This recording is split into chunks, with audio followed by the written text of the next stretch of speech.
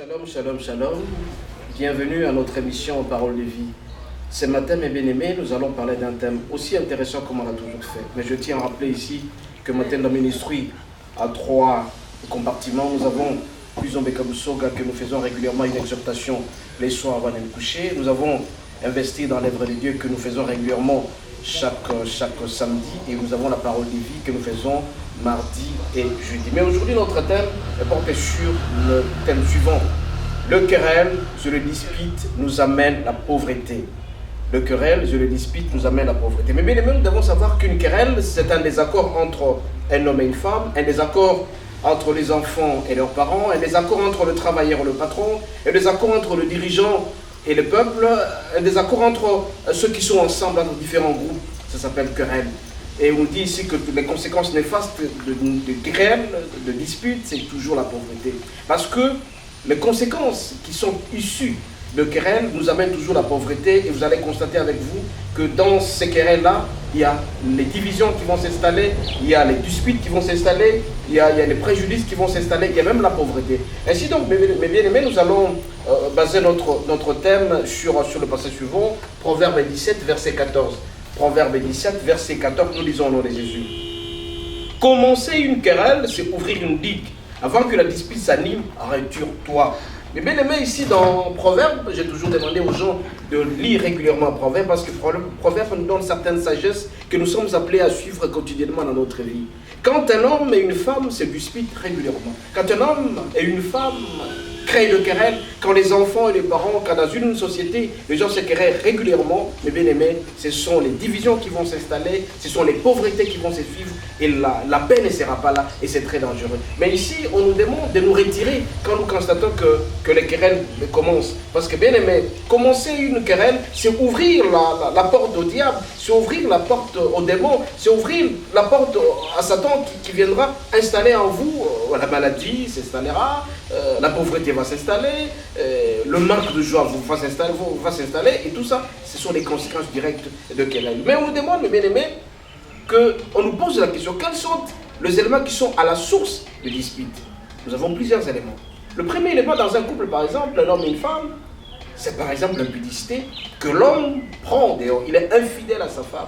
Et à ce moment-là, la femme sera informée et les disputes vont commencer. Il en est de même pour une femme. Quand elle commence à sortir, ce sont les querelles et les disputes qui vont s'installer. Autre impudicité, nous avons aussi l'ivrognerie. Quand l'homme vient à la maison, il est ivre. Il demande quelque chose à manger à sa femme, la femme l'a refusé, et ce sont les disputes qui vont commencer, les querelles qui vont commencer. Et aussi l'égoïsme, à un certain moment. Quand il y a l'égoïsme, l'homme veut être seul, vivre heureux seul, il en est le même pour une femme qui veut être seule. Il demande trop. À ce moment-là, mes bien-aimés, les querelles vont s'installer, les disputes vont s'installer. Il en est le même pour certaines femmes qui ne veulent pas écouter leur mari. Le fait d'être orgueilleuse, le fait d'être orgueilleux, ça va installer les querelles. C'est pourquoi, mes bien-aimés, en ce matin où nous sommes en train de parler des paroles de vie, le Seigneur nous demande tout simplement, mes bien-aimés, de nous retirer quand les disputes vont commencer. C'est en vous retirant seulement que vous allez installer la paix. Ne cherchez pas toujours à avoir raison. Dans une dispute, dans une querelle, il faut que l'autre se rabaisse. Quand vous allez vous rabasser, le Seigneur viendra auprès de vous. Mais bien aimés, vous devez savoir que même dans le langage courant, on dit que l'argent n'aime pas les brouilles. Quand il y a de querelles, quand il y a de disputes, la pauvreté va vous envahir. C'est pourquoi en ce matin, en train de parler de parole de vie, le Seigneur nous demande, mes bien-aimés, de vous concentrer sérieusement sur lui. Et quand vous allez connaître la vérité à travers le proverbe, disant que la pauvreté viendra petit à petit quand vous querellez. Vous allez vous retirer de certaines discussions inutiles. Vous devez vous retirer parce que c'est très important. Le Seigneur vous aime et veut que vous puissiez demeurer dans la paix. Rappelez-vous, mes bien-aimés, nous avons toujours dit que les fruits de l'esprit, c'est la paix, c'est la joie, la fidélité. On ne peut pas avoir cette paix si jamais il y a de querelles. On ne peut pas avoir cette paix s'il y a des disputes régulièrement. C'est pourquoi dans un foyer, dans un groupe, dans une classe, dans certaines familles, la paix doit régner en évitant les disputes.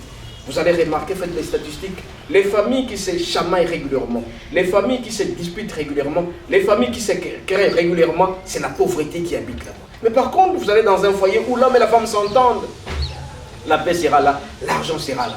Dans une famille où les enfants et leurs papas s'entendent très bien, où les enfants écoutent leurs parents, où les parents écoutent leurs enfants, la paix sera là et l'argent sera là. Bref, la pauvreté sera chassée et la richesse sera là.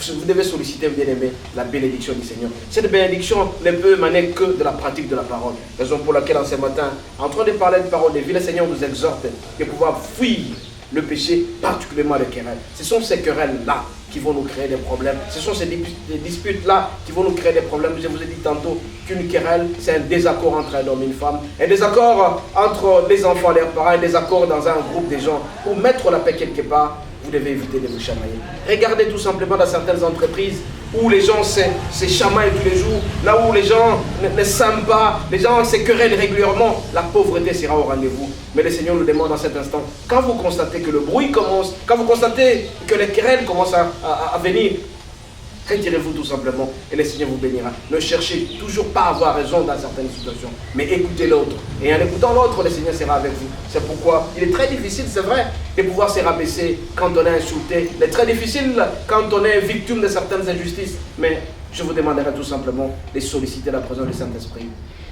Regardez beaucoup de personnes qui se chamaillent, ce sont les personnes qui ne sont pas heureuses. Vous êtes obligés de demander la présence du Saint-Esprit. C'est le Saint-Esprit seul qui peut vous donner cette intelligence et la sagesse d'être humble. Il faut rester humble, humiliez-vous. C'est en vous humiliant que le Seigneur vous aidera davantage à ce que vous puissiez vous prendre du recul par rapport au péché, particulièrement le querelle. Le Seigneur vous aimera davantage. Mais bien aimé, en ce matin où nous sommes en train de parler de parole de vie, le Seigneur nous demande à ce que nous puissions nous retirer quand il y a des disputes, que nous puissions nous retirer quand il y a des querelles. Si à ce moment-là seulement que la bénédiction du Seigneur va s'accompagner. C'est à ce moment-là seulement qu'il sera avec nous à tout ce que nous allons faire.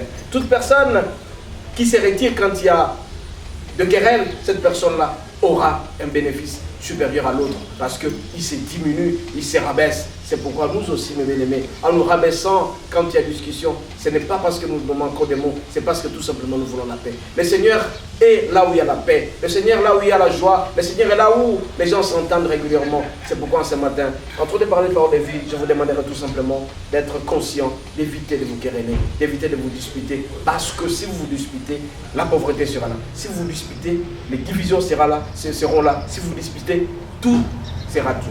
Mais vous devez connaître la source de cette querelle. C'est l'ivrognerie, l'impudicité, l'excès, l'égoïsme. Évitons tout cela pour mettre la paix. Nous allons prier.